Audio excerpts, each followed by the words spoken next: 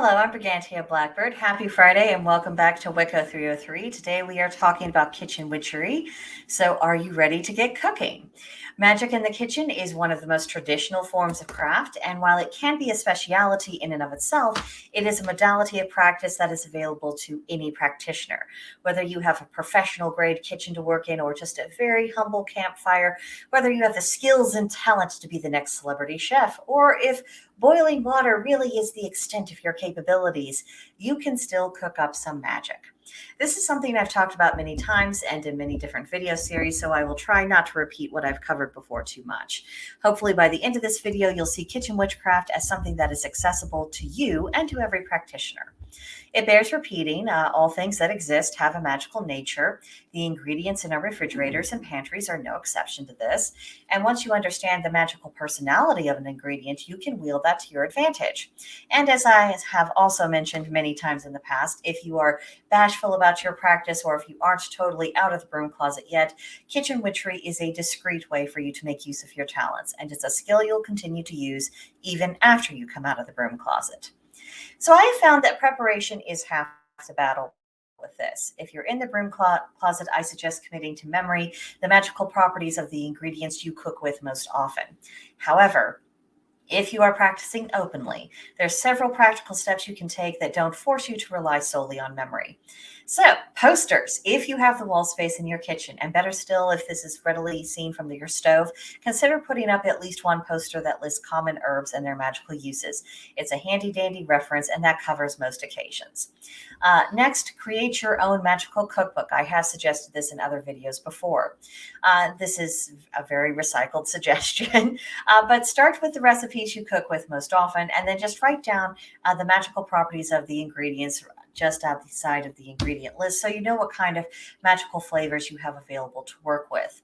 And also, does your kitchen feel like a magical place to you?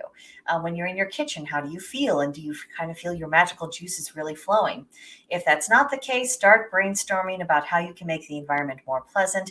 And sometimes a good deep clean is really all that it takes because that makes everything feel fresh, or maybe rearranging and organizing things so that it's better suited for what you're wanting to do.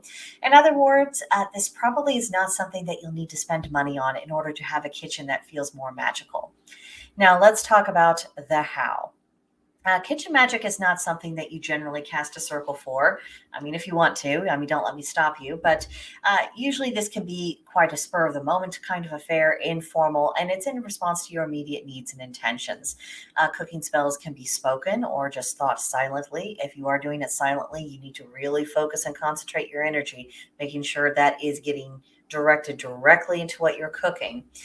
And kitchen magic, it can utilize all the ingredients you're using, or it can draw upon the magical energies of just one ingredient. It really is up to you. As with all spell work, the energies of air, fire, water, earth, and spirit will all come together to create an effect. In kitchen witchery, these elements might be represented by particular ingredients you're using, or they might be drawn upon from your own personal power. You have all those things within you, don't forget that. But if you are feeling a bit worn down, make sure you are drawing more energy from the ingredients you're using and less from your personal reserves. You can go into cooking with a plan for exactly what you want to do, or you can start, just kind of cooking. And then once things are at a simmering stage, you can observe and feel the combined energies that have gone into the dish and then direct that as a combined force towards your own magical purpose. This is particularly effective when making sauces and soups. Make sure you tell the energy of what you're cooking exactly what you want it to do, whether it's contributing towards protecting the home or promoting good health or clearing away stagnant energy that's built up in the household. Make sure that you're giving all of the energy that is built up a specific job to do, and then make sure you release it. So, homework for November 17th through November 23rd. Number 1, what is for dinner tonight?